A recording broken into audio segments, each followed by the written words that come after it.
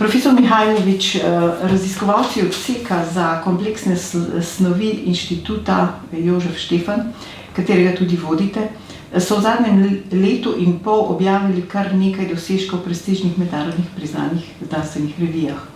Zadnja objava v Nature Communications navaja v bistvu dvojno odkritje: električno krmiljenje nove vrste spominskega elementa in rekordne hitrosti, kar je v vaši raziskovalni skupini uspelo v bistvu prvi na svetu. Kot ste zapisali v sporočilu, odpira ta dosežek pot do novih uporabnih rekordno hitrih spominov za nizkotemperaturne računalnike. Lahko na kratko samo poveste o tem dosežku, da nam ga osvetlite. Ja, torej, to je raziskava, ki je bila nekako nadaljevanje nekih prejšnjih del, kjer v bistvu gre za eno odkritje, da en material, ki je že dolgo znan, lahko spremeni upornost pod vplivom električnih sunkov, in to zelo kratkih. In seveda pomembnost, to, kar je v tem članku opisano, je to, prvič, da se da z električnimi sunki to krmiliti, drugič, in da ta deluje kot spomin, se pravi upornost potem ostane taka, kot smo jo zapisali, in hkrati ti sunki so zelo kratki. Zapravo, trudili smo se, da bi naredili čim krajše sunke, in smo uspeli pokazati, da se z rekordno kratkimi sunki da krmiliti tak električni spomin. No in s svojim dosežkom ste tudi presegli dosedanji svetovni rekord električnega krmiljenja spominskega elementa, ki ga je imela, kot navajate, ameriška skupina, objavljenega pred 4 leti, ne? In ta presežek je kar za 10-krat. Ja, to je pravzaprav to, kar je znanega, ne? Mi žal ne vemo, kaj delajo podjetja, ne? To, kar pač skrivajo. Ampak kar je objavljeno, in ta objava, o kateri govoriva, to je bilo v Science, pa res mogoče 4 leta nazaj, to je povezano do neke mere z Intelom. Intel se ukvarja s takim spominom. Moram pa poudariti, oni so dosegli to hitrost, to je bila največja hitrost njihovega elementa. V našem primeru je bila omejitev pravzaprav zunanja. Generator električnih sunkov ni bil zmožen generirati krajših. Verjamem pravzaprav, da naš element preklaplja še v krajšem času. Sam tega nismo uspeli dokazati, ker nismo imeli generatorja tako kratkih sunkov. No, ko ste vi rešili problem pregrevanja superračunalnikov, nam lahko poveste, kako so pa ta vprašanja reševali doslej, oziroma jih rešujejo še vedno, ne? Torej, problem z računalništvom danes je ta, da se ne da več miniaturizirati, oziroma procesorska moč se več ali manj ustavlja na točki, kjer je, zato ker vsaka nadgradnja povzroča tako veliko gretja, da se stvar že pregreje, tako da ne deluje več.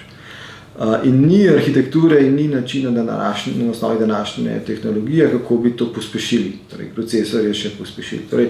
In zato je že dalj časa se pač znanost ukvarja z tem, kako to preseči. In en način je z nizkotemperaturnim računalništvom, na osnovi recimo superprevodne tehnologije. Ti programi tečejo že dobro desetletje, s tem se ukvarja pretežno v ZDA, ampak v tej tehnologiji manjka spominski element, ker enostavno ni pravega elementa in ta element mora imeti neke posebne lastnosti. Predvsem mora biti zaželeno, da je hiter, drugo pa je, da zelo malo energije porabi. In te obe lastnosti naši elementi imajo. Deluje pa tudi pri nizki temperaturi, vse do milikelvinih, če je treba. Kaj pa zdaj delajo, recimo? Ni pravega računalnika, ga sploh ni, takega praktičnega računalnika ni. Procesori so, samo večji problem je s spominom. Enostavno, recimo pregledni članki, ki opisujejo stanje, trenutno povejo, da pač zaenkrat ni pravega spominskega elementa. No in vaše odkritje izhaja oziroma temelji na predhodnim odkritjem optičnem pojavu skritega kvantnega stanja. o katerem ste tudi vi poročali v reviji Science, prej ste omenili to, ne, pred 2 letoma. Se pravi, da vi en dosežek nadgrajujete z drugim in pa odpirate pot uporabe. Je to sploh To je popolnoma normalno. znanstvenega? To je tako rekoč znanstvena pot. Vsaka, kot sem že večkrat rekel, vsako znanstveno odkritje prej ali slej rezultira v neki uporabi. Ne. Značilno za današnji čas je, da je ta čas vedno krajši. Ne. In tukaj smo imeli čist fundamentalni članek pred 2 leti v Science, ki smo odkrili, da se nekaj dogaja v tem materialu, nekaj nenavadnega, kar je bilo zanimivo s stališča fundamentalne fizike, ne samo v kristal, pač v trdne snovi, ampak tudi širše, tudi recimo v kozmologiji, v analogije, takemu preklapljanju oziroma takim prehodom. No, tukaj gre pač jasno, da smo šli potem raziskovati to naprej in pač tam, brskaš tam, kjer je zanimivo, ne, oziroma uporabno. No, kdor zna in komur je dano, ne? No, jaz mislim, da to je tistim, ki in ta žilica, nimajo te žilice v sebi vgrajene, boš da delajo kaj drugega. Ja, lepo povedano, ja. Profesor Mihajlović, zanimivo pa je, da je temelj v bistvu vašega odkritja tudi razpis prioritetnega programa ameriške vlade, kjer je vaše odkritje navedeno v bistvu kot prva referenca, na kateri naj bi temeljile prijave. Vam pa ta razpis ni dostopen, ne? Ja, ne, to je razpis ameriške vojske, pravzaprav, ki že od 2. svetovne vojne financira temeljno znanost. Torej, Vannevar Bush je takrat, ob koncu 2. svetovne vojne, lepo razložil, zakaj je znanost pomembna v družbi, da brez znanstvenega razvoja enostavno ni družbenega razvoja in tehnologije pač temelji v celoti na novih znanstvenih odkritjih. Zelo lepo je povedal, da noben izdelek se ne rodi že narejen, ampak ga je treba še najprej odkriti principe, potem tehnologijo, potem pa šele izdelek dokončati. In to, recimo, zato ameriška vojska pač financira temeljne znanosti, pa kljub temu, da ni nujno, da je sploh za vojaške namene uporabno. Računalniki seveda so, ne. Žal. Ja, vsekakor, ja. So pa vaše raziskave zdaj, mislim, v tem daljšem časovnem obdobju, potekajo vedno v okviru Evropskega raziskovalnega programa ERC, ki je sicer izključno namenjen temeljnim raziskavam, ne? In tu prav vi opozarjate na zmotno percepcijo temeljnih raziskav glede njihove aplikativnosti, ne? In tudi vedno poudarjate, da je vsaka temeljna raziskava prej slej tudi uporabna. Pa me zanima, kako vi komentirate recimo to, da je ta zadeva tako težko razumljiva in pa vedno prihaja do neke nove delitve. Vi ste bili tudi prvi Slovenec, ki je dobil sredstva ERC-ja. Advanced grant, to se pravi, za uveljavljanje raziskovalcev, ja. Torej, zakaj tega ne razumemo? Ja, jaz mislim, da to izhaja iz tega, da tisti, ki bi upravljajo z znanostjo, pa ne mislim tle na agencijo, ampak družbeno, bolj vlado družbo, nasploh, ne razumejo, pravzaprav nimajo izkušenj s tem, kako dejansko pride do raziskav, pride do razvoja nekega novega izdelka. Novega izdelka se ne da razviti na osnovi objavljenih znanj. Znanj ne moraš osvoboditi sam, to se pravi s konkretnim eksperimentalnim delom, z razvojem tehnologije in potem šele pride izdelek. In to je dolgotrajen, mukotrpen, požrtovan postopek. Znanstveniki delamo ne za plačo, ampak zato, ker nas enostavno to vleče. In jaz mislim, da tle je neka zmotna percepcija, da smo pravzaprav, da je to neka, da smo javni porabniki, ki potem je treba itak sama zguba in tako naprej. Ne, nasprotno, da se pokazati, da je znanost gonilo razvoja. Ne?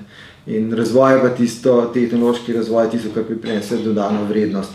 Žal te povezave v bistvu niti ekonomisti ne znajo dobro zračunati. Pa ne samo pri nas, tudi v Evropi ne. Edina razlika, kar bi pa je pomembna, se mi zdi, da je v bolj razvitih okoljih je ta povezava sama po sebi umevna. Torej, nobenem danskem ali nizozemskem ali angleškem premijeju napade, da bi za 20% zmanjšal sredstva za znanost v enem letu, ko se je pri nas zgodilo 25%. Ker to je nezaslišano, se vendarle vsi vemo, da to požremo v semenski krompir na ta način. Tega razumevanja očitno pri nas še ni. Zakaj pač, jaz mislim, delno je pač tako, tega se ne da prepustiti javnosti. Javnost gleda dnevne probleme. Modrost bi pričakovali od vlade, predvsem in samo od njih. To se pravi, vlada mora imeti modrost, da dojame pomen razvoja znanosti v razvoju in razvoja za razvoj države. To pa pogrešam. Recimo, če vi ne bi dobili teh sredstev z ERC-ja, bi ta raziskava potekala? Mislim, da ne. Enostavno zato, ker preprosto zato, da smo konkurenčni v svetu, recimo, tle smo, potrebujemo določeno kritično maso. Pa to niso velika sredstva, mislim, te projekti, to je nekaj 100.000 na leto, ta ERC projekt. To ni zdaj neka blazen, za ilustracijo to je 3 ljudje na leto se iz tega plačajo, to ni nek ogromen. Ampak brez tega, brez te kritične mase, skupine 4, recimo, pretežno so itak to mladi, do študenti, so pravi doktorski študenti in podoktorski sodelavci, večinoma so to ti zaposleni na teh projektih. Brez kritične mase in tega ni možno speljati. Torej, mi sedimo vsak dan, 3-krat se srečamo, rezultati, ali pa večkrat na dan smo vsi skupaj, vsakič, ko so nove meritme, smo vsi nadušeni, to predebatiramo. Enostavno ta potek dela je izredno intenziven, hiter, dinamičen, to se dogaja ves čas nekaj, ampak zdaj, če ni ljudi, se potem en človek pa tega ne more. No, se je zanimivo. Poglejte, pred nedavnim je bil na res kratkem obisku v Sloveniji tudi predsednik ERC-ja Jean-Pierre Bourguignon, ki pa je predvsem poudarjal skrb za mlade raziskovalce, za oblikovanje mladih znanstvenikov, ki bi bili lahko uspešni na prijavah tudi za projekte. Pa vas sprašujem, kakšna je skrb za te mlade pri nas, oziroma koliko se na univerzi in pa posameznih inštitutih temu razvoju posveča? Torej, pri nas se je zgodilo pravzaprav velika katastrofa prav na tem področju. In ne hote ali ne hote, oziroma nihče ni pazil. S tem, ko se je 25% denarja vzelo znanosti na hitro, starejši tega nismo niti zelo občutili, samo vedeli smo, da bomo imeli manj mladih sodelavcev, ker oni so tisti, ki niso za stalno zaposleni. V znanosti namreč v Sloveniji ni stalne zaposlitve. Vsi smo, tudi jaz, projektno zaposleni. Če nimam projekta, bom pač na cesti. In to je dobro, to nas vse prisili ko bi rekel, da smo pridni, aktivni. Po drugi strani, ko pa še po vrhu tega denar pada, tako kot sem rekel, 25% naenkrat, potem se je več jasno, da se stvari nekje se zlomijo. In pri nas se je zgodilo to, da so pač srednje in mlade generacije enostavno odšle. Ni jih več, nekaj jih je šlo v industrijo, kar je fajn, to je dobro. Jaz za svoje študente lahko rečem, več kot polovica mojih doktorantov je v industriji zaposlenih. Ampak to je že itak. Ampak veliko jih je šlo v tujino, ker enostavno tam takoj dobijo dobro ponudbo in grejo. Zdaj pa, če najbolj grejo, pač ta najboljši. In brez ta najboljših pa ne moramo graditi Slovenije. Je pa vseeno, vse tisti, ki jih imate, ste z njimi dosegli res dober uspeh. In kot ste rekli, se vaša raziskovalna skupina vedno bolj usmerja v raziskave neravnovesnih pojavov v kvantnih sistemih in pa raziskave se prepletajo z iskanjem novih materialov s posebnimi lastnostmi. No, in to pa je povezano s kvantnim računalništvom. No, in to je pa ravno tisto področje, ki mu tudi Evropa posveča zadnje čase vedno več pozornosti. Na to ste opozorili tudi kot soavtor članka, zapisanega v sobotni prilogi Dela ob koncu maja. Gre za pomen novih tehnologij, ki naznanjajo novo kvantno revolucijo. A nam lahko nekoliko več pojasnite o tem? O kvantni revoluciji? In kvantni računalniki.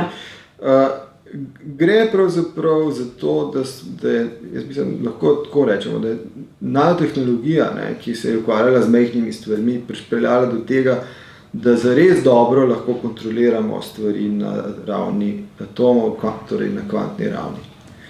Zdaj pa glavno izhodišče za celo to zgodbo o kvantnem svetu je to, da je narava pač deluje kvantno. Vse, kar se dogaja, vsi procesi, biološki, vse, se deluje na osnovni kvantne mehanike. To so osnovni principi v naravi. In 82. leta je ameriški fizik Richard Feynman pokazal, da se kvantnega sistema, kakršnega koli, ne da simulirati z klasičnim računalnikom.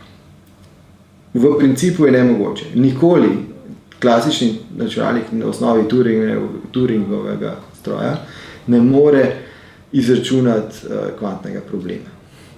Iz tega logično sledi, da pravzaprav, če hočemo novo zdravilo, na primer, oblikovati, obliko molekule, ki se bo prilagajala in pripela na pravo mesto receptorja nekega, ki se ga želimo lotiti, tega ne moremo zračunati s klasičnim, lahko s približki in izredno počasi. Narava ta problem reši v trenutku. Molekula ve točno, kako se mora oblikovati, zato da bo prijela antigen. Torej, zdravilo to reši na kvantni ravni. Molekula se oblikuje zaradi kvantnih interakcij med atomi.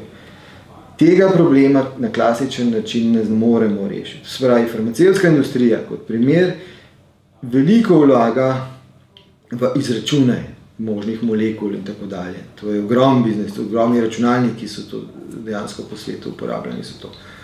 Ampak ne morejo pravzaprav niti približno izračunati pravo obliko ali pravi učinkovin, če ne delajo na kvantni ravni. Zato potrebujemo kvantni računalnik. Recimo, to je en primer. Osnovni princip je torej ta narava je kvantna, če hočemo mi nekaj res dobro razumeti naravo, jo moramo s kvantnimi računalniki, ker s klasičnimi ne moremo, samo nek približek, zelo, rečemo, slab približek. Zdaj pa, poleg tega je pa še cela vrsta drugih kvantnih tehnologij, ki so aktualne. Ena je za enkripcijo, recimo, ki je sigurno zelo pomembna. Vsi mi uporabljamo neke passworde, neka gesla, ko se uporabljamo računalnike. Vsa ta gesla temeljijo na enem samem principu, to je ključ, ki se tisto številko ali črko pomnožimo z eno drugo številko, ki je tam in ta velika številka torej mi lahko izlučimo informacijo, če delimo s tisto znano številko. Če te gesla ne poznamo, potem je to skrito. Zdaj pa za velike, recimo kot ilustracijo je Microsoft v Amsterdamu pred kratkim na tistem otvoritvenem srečanju za kvantne tehnologije prikazal primer. Enkripcija, 2048-bitna enkripcija je recimo trenutno največja možna, oziroma najbolj uporabljena za močno zaščito. In klasični računalnik naj bi lahko to rešil, najdu geslo nekje v neki milijardah let, današnji najhitrejši računalnik. Medtem ko za kvantni računalnik je projekcija, torej napoved, ker ga še ni, ne dela, ampak tak računalnik, ki dela na tej osnovi, reši to v 1 minuti. Zdaj pa, predstavljajte si, da ti kvantni računalniki so že, tako rekoč, raziskovalci so že na poti, da bodo to naredili. To pomeni, da prej slej bomo v časopisu prebrali, nekdo je rešil kvantno enkripcijo. Torej, to je znani algoritem, en sam algoritem, mimogrede, je za to odgovoren, zapravo nekaj vrstic kode. In ta algoritem bo pač povzročil to, ne, na kvantičnem računalniku, da kar naenkrat ne bo nobena vlada več varna, nobeni podatki, nobena banka, nič ne bo več varno, ker bo vse rešljivo v minuti. Kako se potem svet spremeni? Ne? Kaj bojo borze naredile? Mislim, dejansko, če ima to ne vem, Amerika, ima tudi Rusija, ima še Evropa, če bo prav, ne, in tako dalje. Skratka, kar naenkrat se bo svet spremenil, ker tega ne bo več, mislim, enkripcije ne bo več varne, nobene. In edini tisti, ki bo imel kvantne zmogljivosti, bo lahko sploh varoval svoje podatke. Recimo, to je ena zelo resna kako bi rekel, aplikacija kvantnih tehnologij.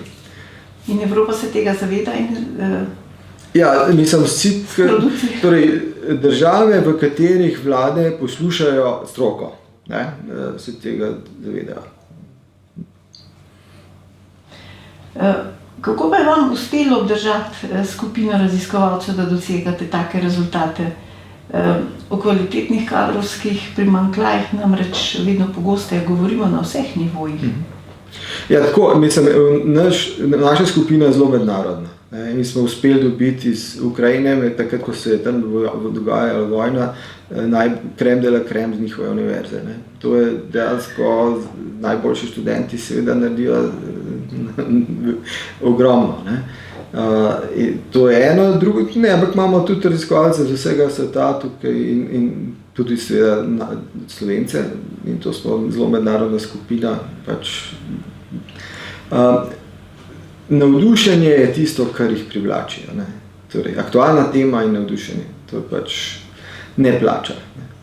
Kako pa potem recimo vaši kolegi, koliko se pač pogovarjate z njimi po svetu, komentirajo ali pa ocenjuje recimo tako vprašanje s temi kadrovskimi ali pa recimo... Zelo preprosto, tako da čisto vsakeč, ko kam grem, me sprašujejo, a imaš kakšnega? Pa jaz vedno lažem, da nimam. Ne, to ni čisto fair, no. Ni fair do teh mladih. Dejansko večinoma, ko doktorirajo, če jih uspem tukaj še malo zadržati, so tukaj, ampak hitro grejo, ne, in dobijo odlične pozicije kjerkoli, od Stanforda do, mislim, pač tam, kjer hočejo. Tudi vi jim pomagate, ne? Ja, seveda. S kakšnimi priporočili? Ja, sigurno. Mislim, tudi, tako, ne nazadnje širimo svoj vpliv na ta način. Mislim, naši študenti iz tega laboratorija so že po celem, mislim, tako so ugledni profesori tudi, ne, po svetu. Torej, ni, naprimer, v Nemčiji kolega Demšar. Skratka, mislim, da če so pogoji dobri, ne, in tukaj, potem se to lahko gremo. Potem to ni enosmerna izmenjava.